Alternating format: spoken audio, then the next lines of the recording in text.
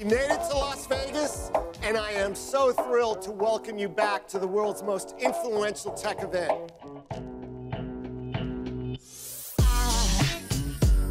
Denis Turriot, le CES, c'est l'occasion pour les politiques d'imaginer le monde de demain, de plonger dans l'innovation, et bien sûr, le CIVIM est au CES. Bien sûr, on est un salon, on est un sommet international aussi, donc c'est normal qu'on soit dans ces salons-là. Et donc le CES est le salon mondial de la tech, comme on dit. Donc voilà, on vient à la fois regarder ce qui est proposé, ce qui évolue, aussi pour les collectivités, et puis aussi ce qui peut être intéressant pour la vie quotidienne de nos habitants. Et puis en même temps, porter des entreprises du territoire, et puis parler de notre salon aussi. Et c'est intéressant parce qu'on démultiplie les liens. Alors, ce qui est intéressant, à travers par exemple cette entreprise, sur le stand de laquelle on est, c'est de montrer que des gens de Nevers peuvent se retrouver ici à Vegas avec des innovations. Exactement, et là c'est un ancien étudiant de l'ISAT, l'Institut supérieur de l'automobile et des transports, qui porte un projet avec Danielson, qui est une belle entreprise qui est installée au circuit de Nevers-Manicourt et qui porte notamment le sport automobile, mais le sport automobile dans son évolution aussi avec l'électrification. Et là c'est une idée assez simple finalement, mais il fallait y penser, il y a beaucoup de choses sur les mobilités, il y a beaucoup de choses qui se ressemblent, mais malgré tout on arrive quand même à innover.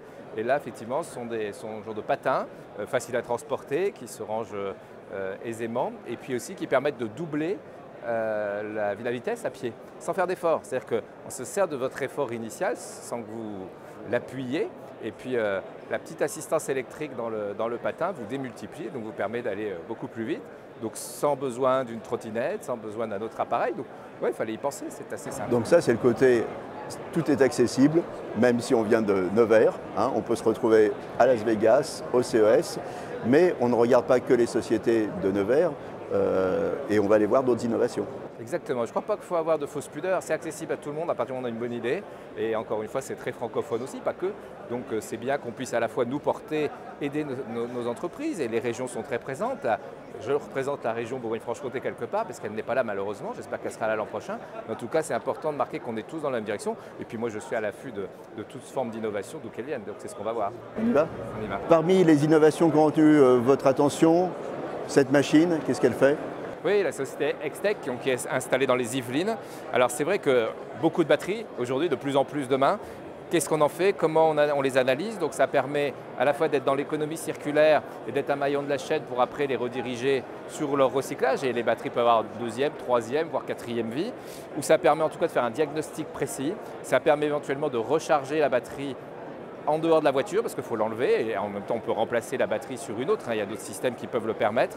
Et puis également ça permet de faire un diagnostic très précis, de savoir si elle peut rejoindre un autre véhicule, si elle peut être améliorée, modifiée, ou si elle est en fin de vie, on la recycle. Ça va être un vrai sujet pour beaucoup de nos concitoyens comme pour les collectivités.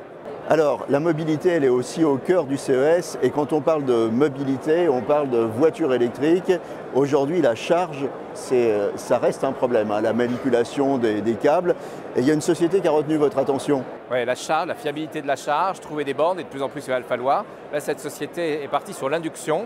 Je trouve que c'est intelligent parce que d'abord ça s'intègre mieux, ça évite des bornes partout qui sont quand même pas toujours très esthétiques. Et puis c'est un système qui est adaptable à tous les constructeurs, tout type de voiture. On n'est pas là de devoir chercher un câble, est-ce que c'est le bon et c'est pas le bon entre les constructeurs.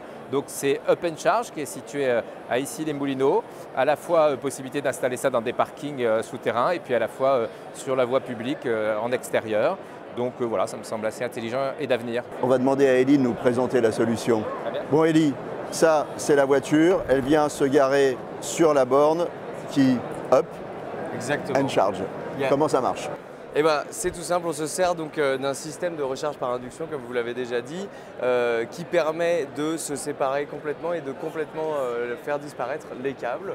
Ça simplifie l'expérience usagée au maximum. Nous, notre idée, c'est de le rendre le plus universel possible. Donc, pour l'instant, évidemment, on vise les voitures, mais on voudrait développer ça plus loin encore pour les flottes de taxis, les bus, les camions peut-être, les drones aussi, évidemment. Alors, on a bien compris que c'était pratique, mais est-ce que c'est efficace? C'est très efficace et malgré le fait que ça puisse paraître un tout petit peu contre-intuitif, c'est en réalité plus efficace énergétiquement que l'utilisation d'un câble. On a en réalité 27% de pertes en moins en utilisant notre système par rapport au câble, ce qui permet en gros d'économiser 50 à 100 € par véhicule par an sur la recharge.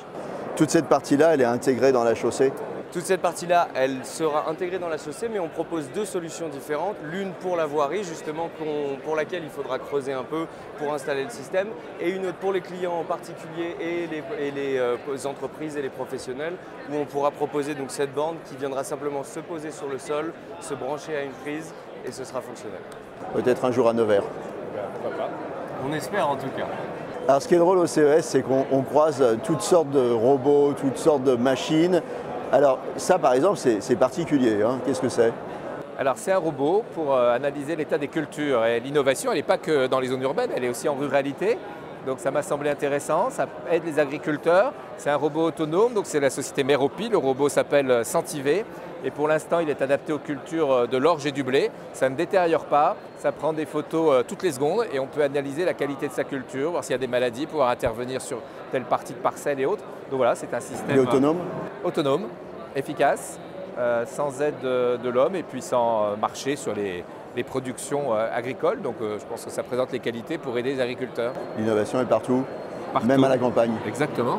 Et surtout à la campagne d'ailleurs. Ouais, Il y a un stand énorme au Convention Center de John Deere Oui, avec les tracteurs. qui présente des tracteurs connectés, pilotés. Le monde de l'agriculture, il est en pleine innovation. Mais on l'oublie, et je suis bien placé pour en parler, parce que la Nièvre et aussi la région Bourgogne-Franche-Comté sont des zones très rurales, même s'il y a des villes et des zones de péri-urbanité. Mais effectivement, le monde des agriculteurs depuis très longtemps dans les nouvelles technologies, avec des tracteurs de plus en plus efficaces qui sont capables de regarder là où ils sont passés pour éviter de passer deux fois ou d'empiéter sur une autre fois. Et puis tout un programme aussi. Et on est effectivement aujourd'hui à l'heure du tracteur autonome si on le souhaite. Et je pense que c'est de plus en plus appliqué dans beaucoup de régions. Donc voilà, l'innovation, elle est réservée à personne, elle est à tout le monde. Vous venez de le dire, l'innovation, elle est à personne, elle est à tous ceux qui veulent innover, et elle sera au CIVIM quand?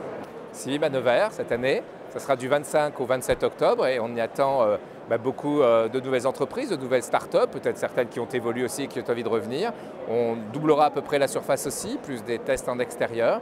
Donc voilà, soyez les bienvenus. Et puis on créera aussi un prix des collectivités parce qu'on va aussi encourager ceux qui sont moins en appétence avec les nouvelles technologies pour leur démontrer qu'on en a besoin partout, hein, on l'a dit tout à l'heure, mais de façon intelligente et que ça soit toujours au service de nos concitoyens. Je pense que nous, les élus, on est là pour cela. Voilà, CIVIM 25-27 octobre, le rendez-vous est pris. Le JT du CIVIM.